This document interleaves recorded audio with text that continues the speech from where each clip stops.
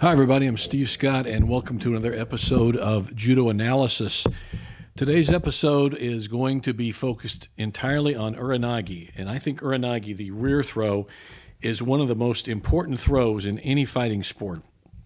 Certainly, we use it a lot in Sambo, but you'll see it often in Judo as well, and other sports as well, too. There are so many variations of uranage, I just can't do it justice just in one video, one show here. So we may have another show at some point in the future, but we are going to show the basics of uranage both as an offensive technique and as a defensive technique. And we're also going to show some variations that we use in Sambo. We refer to them as the chair throw, like you're sitting in a chair, various other types of things too, in terms of how to do a more aggressive uranage. I think uranage is one of the most, I think it's a basic skill people should know. It's a great counter technique. It certainly is a great offensive technique. And in today's show, I hope I convince you that uranage should certainly be in your arsenal of skills you as a coach teach your students, and you as an athlete practice yourself. So, by the way, uranage is not just for big guys. Any body weight can use it with great efficiency. So, that being said, let's take a look at uranage.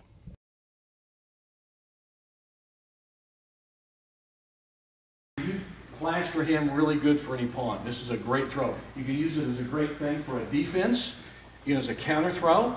You can use it as an offensive weapon too. And we're going to do both. We're going to learn the first way as a defense. So if Mike comes in on Derek and he comes around like for a Koshiguruma, bam, there's the butt, okay? And it looks like he was a pro wrestler, but it's not. It doesn't require a lot of strength. It's technique. Yes, it takes strength, but it takes also technique. There we go, okay? Now, Derek's a middleweight. He's not just a big hulking guy that weighs 280. He weighs 160. So obviously it's a technique thing. So let's kind of take a look at that. All right. Let's everybody come around this side, and I want to get Derek. Derek, come on this side so you can visually. Come over here, buddy, because I'm always come over here, on this side so you get a view. Okay. Come over here so you get a view. Okay. All right. So everybody get the same view. Come over here, we get the same view. Come over here. All right. Come over where the big guys are. There you go. Help, Mike. All right.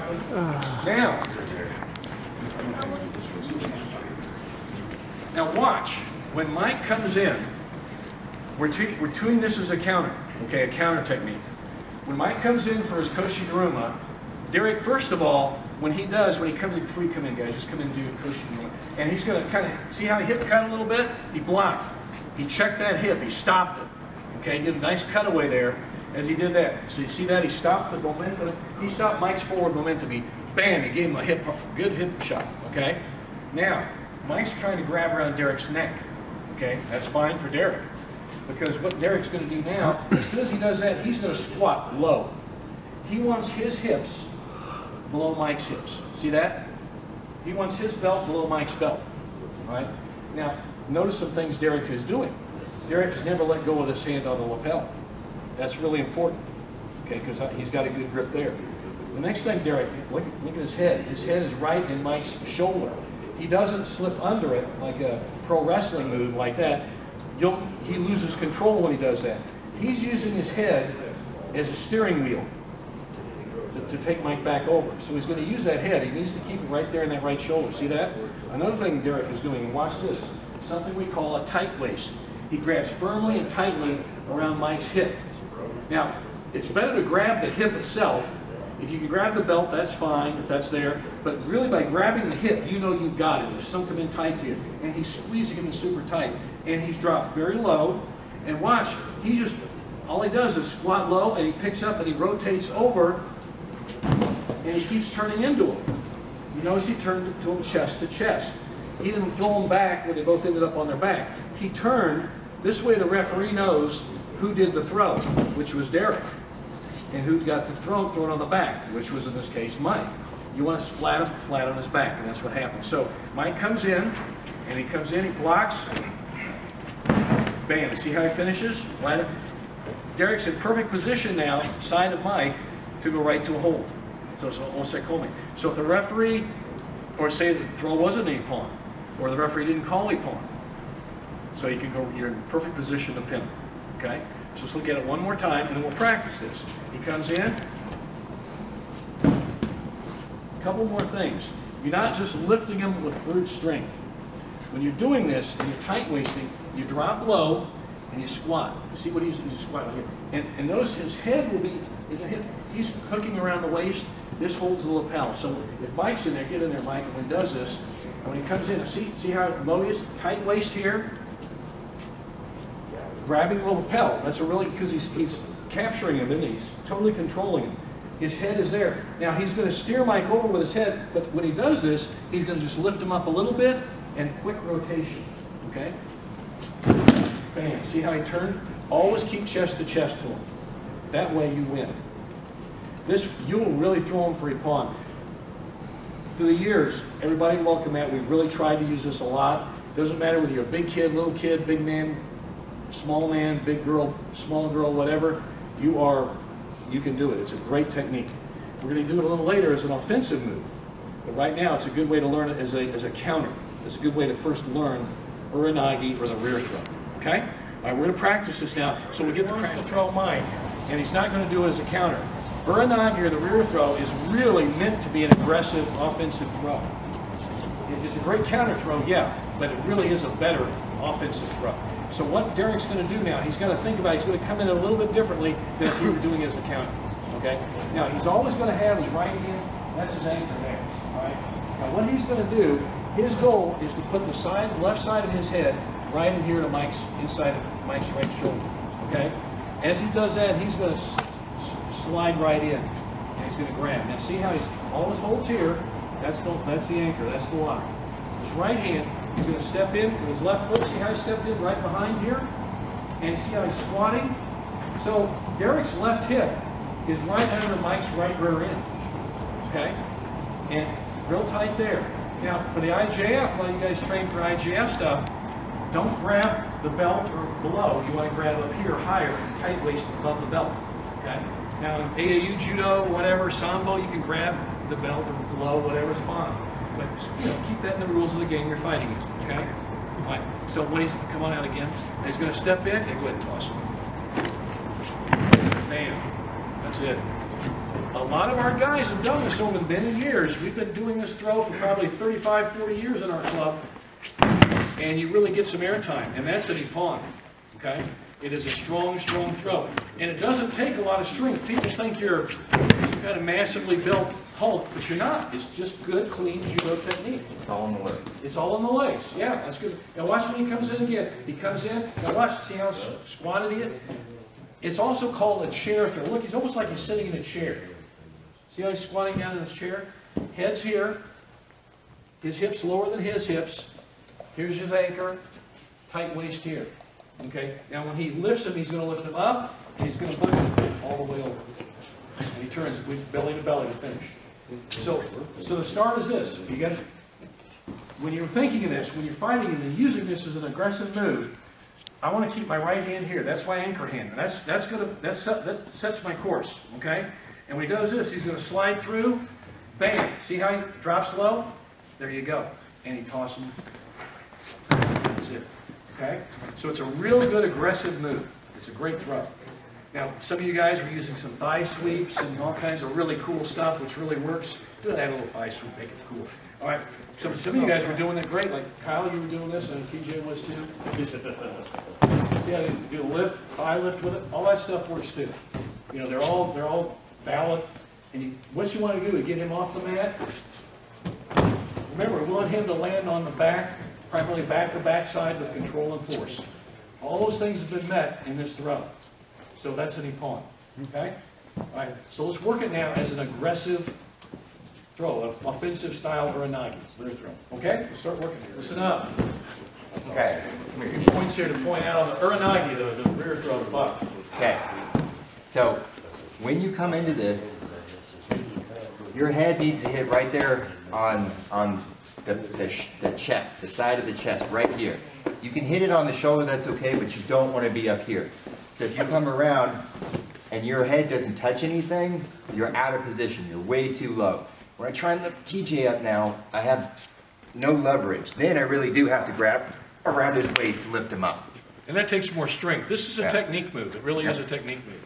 So as you're coming around, just lower your level a little bit and drive the side of your head or your face into that side of their chest. Okay? Then you grab. All right? And as I come up, now I can use my head to steer him. And then my hand to finish. Okay? Up, steer, finish.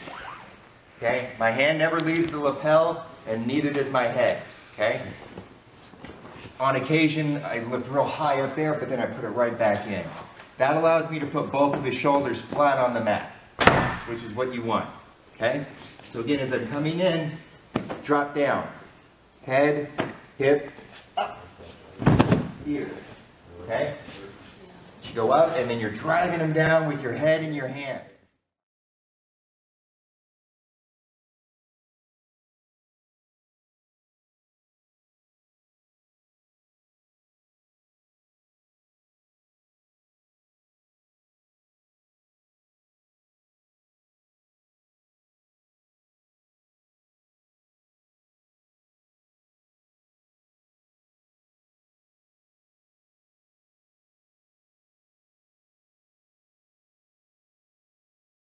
Guys, we're going to do so. Derek, why don't you go ahead and tie up? I'll coach you through it, and then I'm going to have you add anything you want. So if we're in a normal stance here, I'm going to catch a cross grip on his sleeve.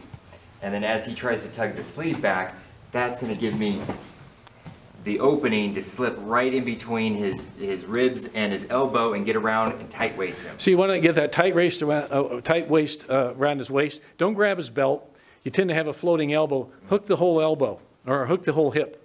Okay. Now that's the kind of the omelet movement, but the setup here is when you're grip fighting, you've got it. There's your anchor. Your left hand is your anchor hand to set him up, because a lot of times they'll pull it away, and a good guy isn't just going to flop it away. He's going to keep it elbow in tight, pull it in, and there. See, that's how you set him up. Now there's your setup. Now it's just a matter of what do I want to do with this guy from here. I mean, you could toss with a ogoshi. You could do all kinds of grip. So kind of show that real quick, guys. He catches that. He swims through and he catches, okay? Now, Derek, we were rolling with a Yoko Guruma earlier, okay? That's a great throw. But now we're going to do something, and I actually picked this up off John Saylor many years ago, and it's a sweet move. And tight waist him there, and let's look at everything. When he's doing this tournament, guys, can you see his head right on the chest? That's essential. He's completely dominating and controlling this shoulder. His head is going to be used to really push, you know, as a kind of a third arm, okay, as Renee Palmer, the third arm. Okay, you drive there, but see how he's tied him up. So everything's tied up here. Now, you notice how he's come in with his hips. And when he does this, he's going to keep proceeding through, and he's going to do a thigh sweep or a lifting type thigh throw, like that. Why don't you come to the side and so you can do the full thing. So he does the omelet grip, catches it. Now watch the thigh sweep. Bam, there you go. Now, the heavier weight guys, let me do this a bit here. The heavier weight guys, you won't be able to lift and turn as much as the middle weights because we're just built different a little bit. And I notice when you're doing this, you're coming in through as a heavyweight, tying up here, you're coming in here and you're just chopping more, and you're driving in this direction. Try that. A little bit of it. The lightweights might like this too, but I know as a heavyweight, bigger boy, we always did this. That is the one we found. That's the way this John taught me many years ago, and worked quite well for it. He's a sambo guy. He's a real sambo guy, so he likes that thigh sweep. He likes to lift a little bit. That's cool too. But that's the original way. We just called it the omelet because you throw them as flat as an omelet. And that's why we called it that. And that's really a tie-up, grip tie-up of the tight waist and a thigh sweep. What do you call it? Kosoto Gari, Kosoto Tani Otoshi. Whatever you call it Ippon, right? Yeah. Right. Okay, one more time and then we'll... So to show the heavier way, the way it's set up like that, that's the basic, okay? Then the one that Mr. Sambo likes, which really works, okay? He comes in and he's getting more of this big sweep, see that? And you get a big amplitude throw. Either one, they're good. You definitely see we're using the crash pad on this, aren't we? Hi everybody, I'm Steve Scott, and I would like to tell you about my Steve Scott training group on Facebook. It is a closed group, but it's free to join, and if you do want to join, All you have to do is apply. Just ask to join. What we do on that, we have videos and information there that is not always available on our other Facebook platforms. So if you are interested in training and getting some training insight, at least from me, and by the way, I don't claim to have all the answers. I'm not the best coach who ever lived, but I do have some answers, and the answers I do have, the information I do have, I'm very willing to share with others. And so if you do want to join my Steve Scott training group, like I said, I do have videos on there that I don't have on other platforms. So I encourage you to join. So please do join it. Just go to Facebook and Steve Scott Training Group and apply, and I'll let you in. So thanks so much.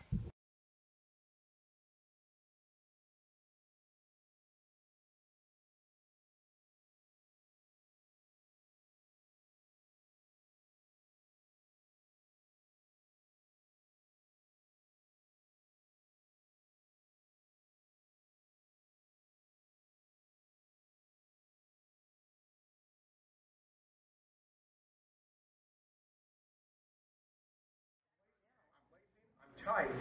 So what I'm going to do, I'm going to take my right leg right here to here. I call this chair throws. So basically what I'm doing, I'm giving a place where I'm sit. Yeah. Because I've isolated his total side here, and I've got my knee right on the inside of his knee. Now all I'm going to do from this point, I'm going to start back arching a little, and as he goes over, I'm going to do a little bit of a leg lift. You don't want to do the leg lift too early, because I'm not going to leg lift his entire body weight on here. So he's got to start tipping before I employ the leg lift. My waist, I step right here, and not like that. So as I lift, I'm starting to do a little bit of a turn. Doesn't have to be a big one, but just enough so you don't land like this. You want to ideally land like this. This leg as a support, so if you don't get the score you want, you can go right into a Taiji Shiokatame, the mount, whatever you want to call it. A little to give them their weight on your leg behind you. What are we giving him? I got you. I call this a chair throw because I'm giving him a chair. I'm giving him some place to sit. That's what I like to plant my ear on the head and the side of the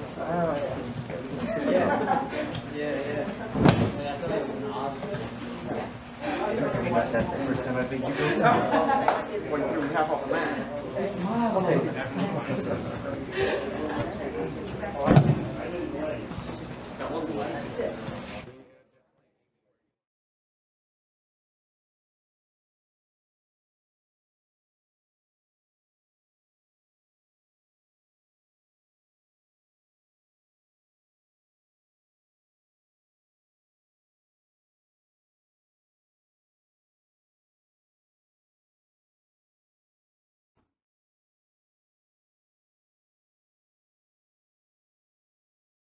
Instead of doing the tani otoshi, the thing we call chair throws, okay?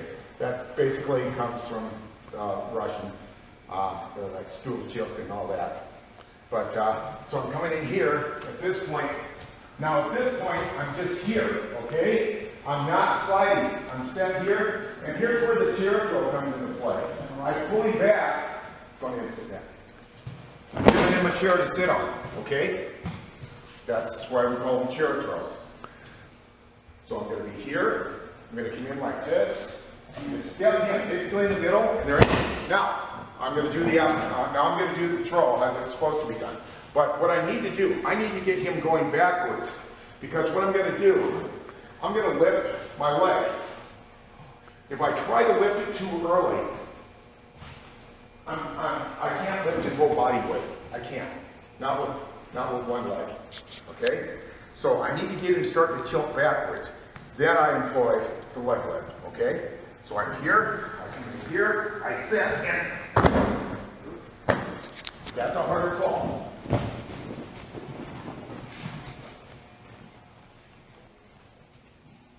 Once again, same entry. Here, here, here. Okay? So now